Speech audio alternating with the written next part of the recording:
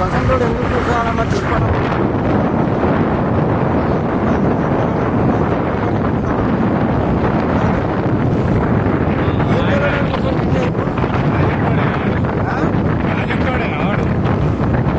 ఎవరు బేకులు లోపలికి రానివాడు అంతే, బైకులు కొనిస్తాను అంతే.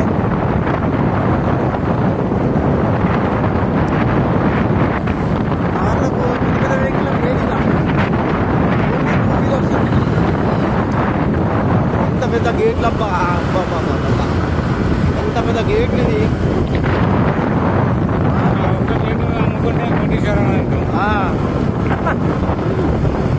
ఎంతైనా తెలంగాణ ప్రజలు అదృష్టవంతులు. మన కేసీఆర్ గారు ప్రాజెక్టు కట్టించారు.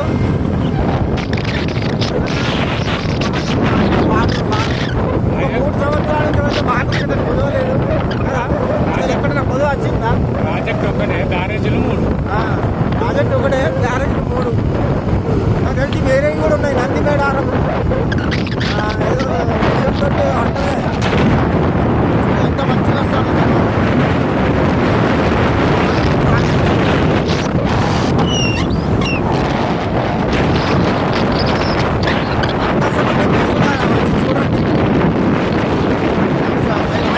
చూడొచ్చు, ప్రాజెక్ట్ బాగుంది.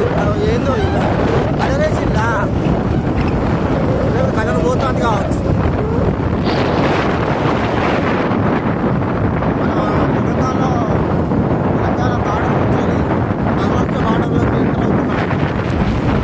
గేట్లు పెట్టిండ్రు.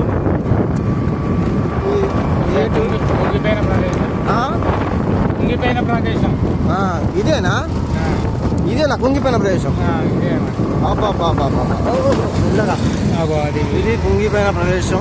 కొంచెం చూసుకొని రండి.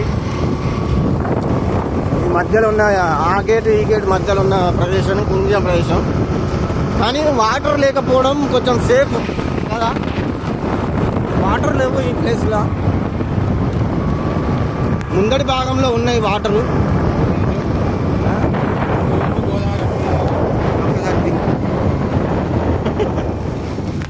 మనం ఏదో వీడియో కోసం వచ్చినట్టు అయింది. వీడియో కోసం కాబట్టి రుజుంచు అంటాను. వస్తున్నది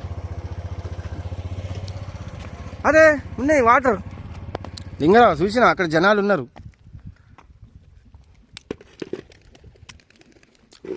ఎంతైనా గోదావరి అవుతుంది. దాన్ని దొరికితే కాలు ఎరుగుతాయి. అంతగా లేకుండా ఎరుగుతాయిగా. ఎంత